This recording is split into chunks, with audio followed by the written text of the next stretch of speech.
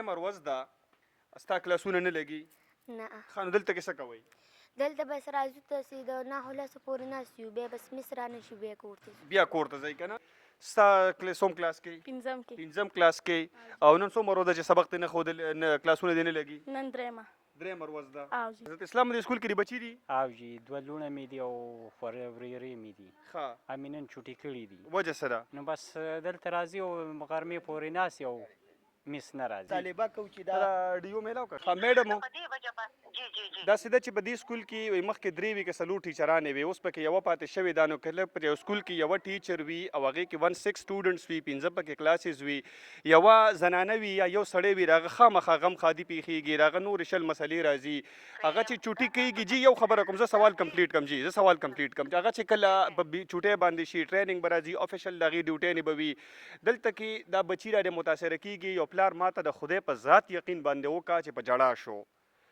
هغه وایي چې ما خپل بچي په کور کې کېنولل زه نور نه رالیږم د تعلیم بیوروکراسي څه کوي تنخوا د څه اخلي الاونسز ورته د څه لګي چې دلته کې د خلکو بچي سفر کېږي بسم الله الرحمن الرحیم دا خیبر ترجمان ټلویزیون قدرمنو کتونکو السلام علیکم سنګرخان ما په دې لاره باندې تېرېدله ما او د سکول ماشومانې را له مخې له راغلې تقریبا چې دا وخت ما سره 15 منټه کم 10 بجې دي د ترسډے یعنې د جمعرات ورځ ده ورکینګ ډے ده د ماشومان نه مې په لار باندې تپوس وکړم بچي تاسو ولې کور ته روان یئ وایي چې زمونږ په سکول کې استاذه نشته دی نو راغلمه معلومات کومه چې څه وجه ده خو چې دلته کې راغلم نو ماشومان بالکل ناستې دي او استاذه شته نه سکول ته مونږ راغلي یو دلته کې څه مشران هم بیا مخې له راغلل نو دوی هم را سره دي خبرې کوو چې دا څه وجه ده چې ماشومان مور پلار رالیږلي دي سبق له او دوی ته سبق نه ښودلی کېږي سوال دا دی چې په دې بلډینګ باندې کروڑونه روپۍ ولګېدلې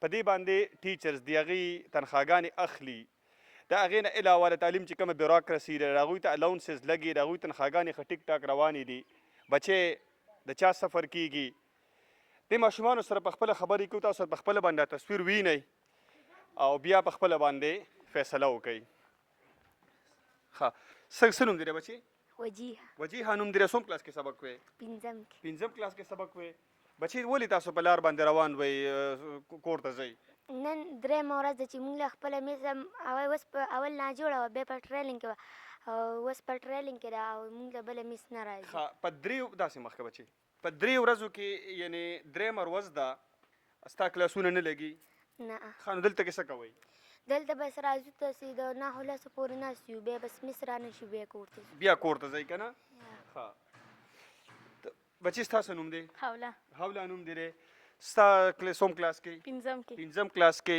او نن څومره ورځ ده چې سبق دې نه ښودل کلاسونه دې نه لګي نن درېیمه درېیمه ورځ ده او جی ښه ستا یو دې سکول کې یو میس ته او جی په ټول سکول کې یو میس ته او جی ښه صحیح ده ښه او ته څوم کلاس کې سبق وې پنځم کې پنځم کلاس کې سبق وې ښه ستا هم کلاسونه نه لګي درېیمه ورځ ده که نه ښه سکول کې یوه استاذه ده ښه په دې کې څونه ماشومان دي ټول په دې سکول کې 106 ماشومان دي او څومره پورې دی د پنځمه د پورې پنځمه پورې دی او جی ښه د دې ټولو کلاسونه نه لګي نه جی ښه صحیح ده او بچې تاسو ته خو لاندې څه شته هم نه که نه په ځمکه باندې ناستې یې قدرمنو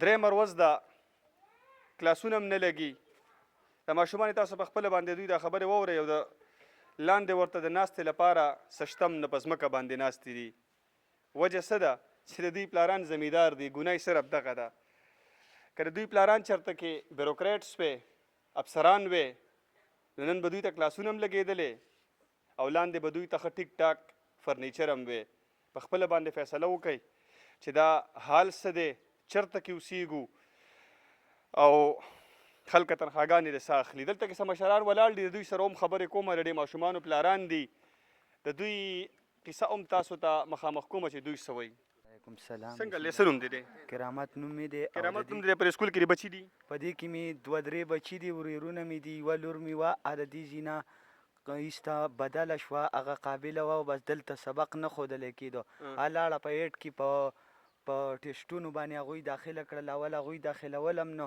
وایي چې ته د هغه ځای نه ولې راځي، موږ څه دلته مسله ده، خلک ګڼېږي، بیا تاسو پسې نور راځي. نو دلته سبق نه ښودلی کېده، هغه موږ ولېږل هلته په ټیسټ باندې پاس شوه، داخل شوه.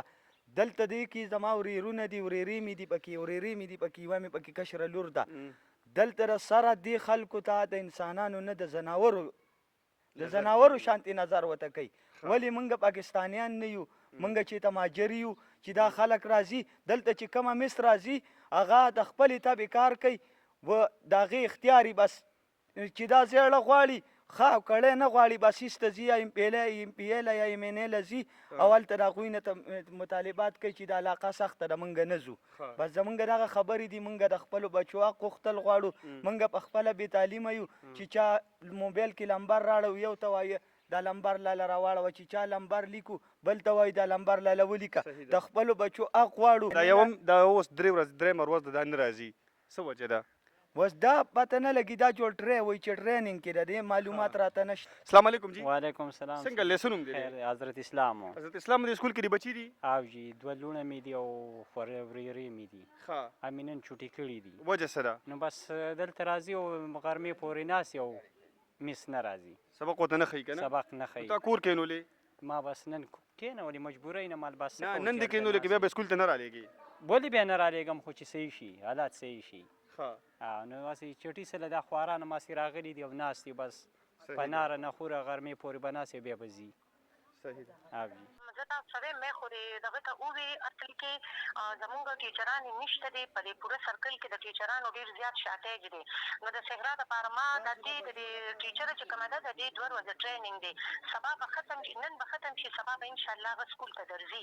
نو لکه په دې وجه باندې ما ګیر چاپېر سکولونو ته لکه ټولو ته اطلاع ورکړه، خو د ټول سکولونو ټیچرانې چې دي د دوی انډکشن پروګرام دی، تاسو تپوس کولی شئ. جی میډم. نو چې هر سکول ته ما ووې نو په هغې کې یو ټیچره پاتې کېږي. ها میډم، په دې وجه باندې جی داسې ده چې په دې سکول کې مخکې 3 وي که 4 ټیچرانې وي، اوس پکې یوه پاتې شوې ده. نو کله په یو سکول کې یوه ټیچر وي او هغې کې 16 سټوډنټس وي، 15 پکې کلاسز وي، یوه زنانه وي یا یو سړی وي، د هغه خامخا غم خادي پیښیږي، د هغه نورې شل مسلې راځي، هغه چې چوټي کېږي. جی یو خبره کوم، زه سوال کمپلیټ کم. جی زه سوال کمپلیټ کم. هغه چې کله په چوټۍ باندې شي ټریننګ به راځي، افیشل د هغې ډیوټۍ نه به وي. دلته کې دا بچي راډې متاثره کېږي. یو پلار ماته د خدای په ذات یقین باندې وکړه چې په جړا شو. هغه وایي چې ما خپل بچي په کور کې کېنولل، زه نور نه رالېږم. د تعلیم بیوروکراسي څه کوي؟ تنخواه د څه اخلي؟ الاونسز ورته د څه لګي چې دلته کې د خلکو بچي سفر کېږي؟ بالکل ستاسو خبره چې کومه ده که نه 100% څه چې 150% تاسو ټیک وایې. خو لکه تاسو ته دا پته نه لګي چې لکه مونږ د دې سکول دپاره لکه څومره ګوره په ریسلایزیشن کې ولې ما 2 ټیچرانې ورکړې. ته ووایه چې د دې بلډینګ چې دا کوم په څه حال باندې دی، بورډونه پکې مات دي، بلډینګ کریک دی یو ځای بل ځای، نو دې لپاره څه پیسې نه راځي؟ پیسې خو راځي، خو جی هغه چې اکاونټ د هیډ ټیچرې په نوم باندې او هیډ ټیچره خو دلته شته دی، نو ټولې پی ټي سي ټیچرانې راځي او یو ټیچره راشي، نو هغې څه خو دومره اتارټي نه چې بیا اکاونټ په خپل نوم باندې کړي. او وړومبي کې چې په 2011 کې کله دې سټارټ واخیست، هغه ټیم کې دې کې 3 ټیچرانې وي، هغه هیډ ټیچره تر اوسه پورې اکاونټ د هغې په نوم باندې دی او د دې کمرې په سر 15,000 روپۍ زموږ سالانه فنډ راځي پی ټي سي. دې ته د کوم وخت نه پیسې نه دي راغلي؟ دې ته د 2011 نه د دې سکول افتتاح شوي ده، تیمور خان په دور کې دا تیمور خان منظور کړی دی او تر اوسه پورې دا د تاسو کتلی شئ، دا بورډ ستاسو تر وړاندې دی. صحیح ده. دې ته تاسو کیمره لږ راواړوئ. اوسه پورې موږ ته 1 روپۍ نه ده میلاو شوې. تاسو کتلی شئ دا اوبه موږ د دې کور نه راړولي دي، د چوکیدار د کور. صحیح ده. نو د ګورنمنټ نه خو موږ له د چوکیدار ښه دا دی چې اوبه د هغوی دي، بجلي د هغوی ده، نو موږ له خو دې ټیم کې هغه ښه دی. صحیح ده جی، صحیح ده. قدرمنو تاسو دغه بورډ کتلی شئ، اکاونټ نمبر هم شته دی، برانچ کوډ هم شته، خو نه پیسې شته، نه خرشود دا رقم شته او نه بقایا رقم شته دی. د هغې وجه دا ده چې دی وایي چې یاره دلته کې هیډ ټیچره نشته، د اکاونټ د هغې په نوم باندې چې کله هیډ ټیچره نه وي نو بیا به دې سکول ته پیسې نه میلاویږي.